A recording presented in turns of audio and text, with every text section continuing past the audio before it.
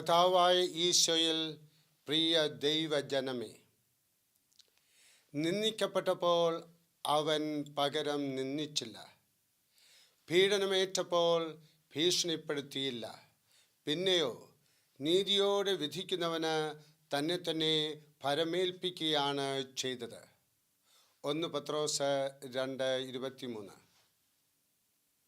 നീതി നടത്തുവാൻ ശ്രമിക്കുന്നു എന്ന ഭാവത്തിൽ പ്രതികാരം ചെയ്യുവാൻ നാം ഒരുമ്പെടാറുണ്ട്.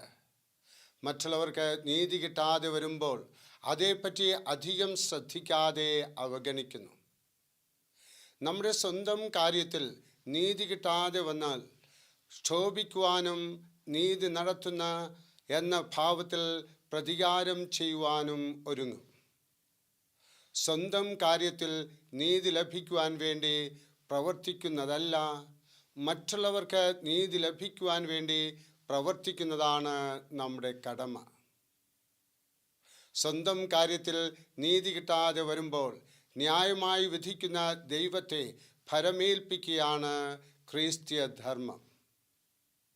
അബ്രാഹമും ലോത്തും ഒരുമിച്ച് ജീവിക്കുന്ന കാലത്ത് ലോത്ത് അബ്രാഹമിനെ പറ്റി ചിന്തിക്കാതെ നല്ല ഭൂപ്രദേശം തിരഞ്ഞെടുത്തു സ്വന്തമാക്കി.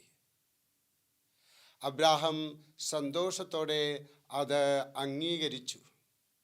സ്വന്തം കാര്യത്തിൽ നീതി നടത്തിയെടുക്കുവാൻ ശ്രമിച്ചില്ല. ചില നാളുകൾക്ക് ശേഷം മലനാട്ടിലെ രാജാക്കന്മാർ ലോത്തിനെയും കുടുംബത്തെയും ബന്ധനസ്ഥരാക്കി കൊണ്ടുപോയി. വിവരമറിഞ്ഞ അബ്രാഹം യോദ്ധാക്കളുമായി പിൻചെന്ന് യുദ്ധം ചെയ്ത് അവരെ വിടുവിച്ചു. സ്വന്തം കാര്യത്തിൽ നീതി നടത്തുവാൻ ശ്രമിക്കാതെ ദൈവത്തെ ഭരമേൽപ്പിച്ചു. അബ്രാഹം ലോത്തിൻ്റെ കാര്യത്തിൽ നീതി ലഭിക്കുവാനായി പ്രവർത്തിച്ചു.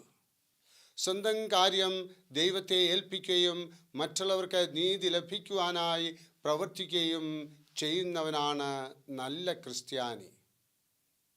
വ്യവഹാരത്തിൽ ഒരു കക്ഷി വിധി പറയുന്നത് ശരിയല്ലല്ലോ. ന്യായാധിപനാണ് വിധി പറയേണ്ടത്.